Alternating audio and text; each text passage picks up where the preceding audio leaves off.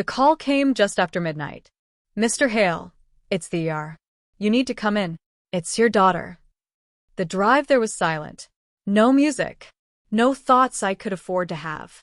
When I walked into the trauma unit, the fluorescent lights carved everything in surgical precision. Her face was swollen, lips split, one eye purple. Her fingers trembled as she whispered, "Dad, it was him." I didn't need her to say the name. The whole city already knew it, the billionaire's son. She handed me her phone. The screen glowed with a message from him. She refused to spend a night with me. "My dad owns the city. You can't touch me." He was right. I couldn't. Not legally. Not through justice. But there are older systems, colder ones. I stepped out of the ER, lit a cigarette, and made a single call to Sicily. It rang twice. A gravelly voice answered. "Who's this?" "Your niece's father," I said quietly. "It's family business." There was a pause, then softly. "I'm on my way." When my wife was alive, she kept our daughter away from that side of the family, the Sicilian side. She said they were men who didn't believe in laws, only in balance. But blood remembers, even when oceans divide. I hadn't spoken to her brother in 20 years. The last time was at her funeral. He'd told me, "If the day ever comes that someone hurts your child, call me. I'll handle it the old way." I never thought I'd use that promise. But that night, watching my daughter hooked up to IVs, whispering, he laughed while he hit me. Something inside me cracked. Not rage, not grief, something colder. Resolve. By morning, the news had already twisted the story. Billionaire's son involved in minor altercation with woman.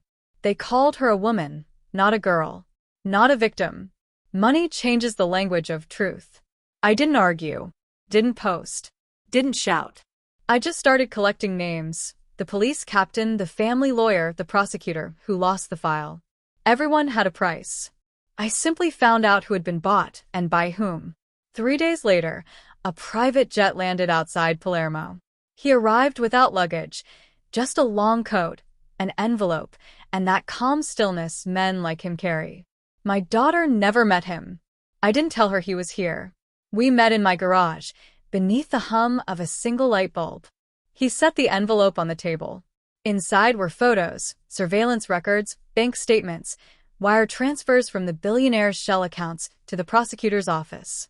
"Your city," he said in his thick accent, "belongs to liars." I nodded. "Then let's take it back." He smiled faintly. "No, let's clean it." The plan was meticulous, surgical. No noise, no blood on our hands. None that could be traced, at least. He called it restructuring. I called it balance. We began with exposure, anonymous leaks, screenshots, trails of bribery and abuse. By week's end, the billionaire's empire was trembling under the weight of its own corruption. But his son, the golden boy, remained untouched, protected. That was fine. He was next. The boy lived like royalty. Penthouse views, private guards, cocaine on silver trays. I watched him one night from across the street. He laughed with friends, oblivious to the storm building beneath his father's empire. That's when my brother-in-law told me something I didn't expect. "The father made the call," he said. He told the son to do it. Said the girl needed to learn her place. A lesson in power. It wasn't just arrogance. It was cruelty, deliberate, generational. Both father and son had orchestrated her suffering. And that changed everything. 2 weeks later, both father and son disappeared.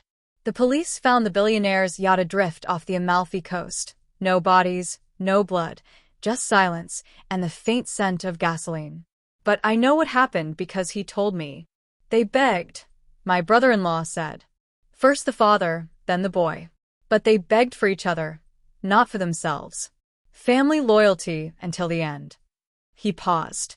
I made them watch each other drown. It seemed fair. I didn't flinch, didn't thank him, just nodded once. Justice, true justice, is never loud. It's simply complete. The papers called it a tragedy. Accidental explosion. Billionaire and son presumed dead. The city moved on. My daughter walks again now. Smiles sometimes. But I still see the shadow in her eyes. The same one that never left me. I don't tell her what happened. I let her believe justice came naturally, that, for once, the world corrected itself. She doesn't need to know what kind of man her father became to make it right. The Sicilian called last week. You did good, he said. I didn't do anything, I replied. He laughed softly. That's why it worked. I hung up, walked into my daughter's room, kissed her forehead, and whispered something I hadn't said in months. You're safe now. And for the first time in a long time, I believed it.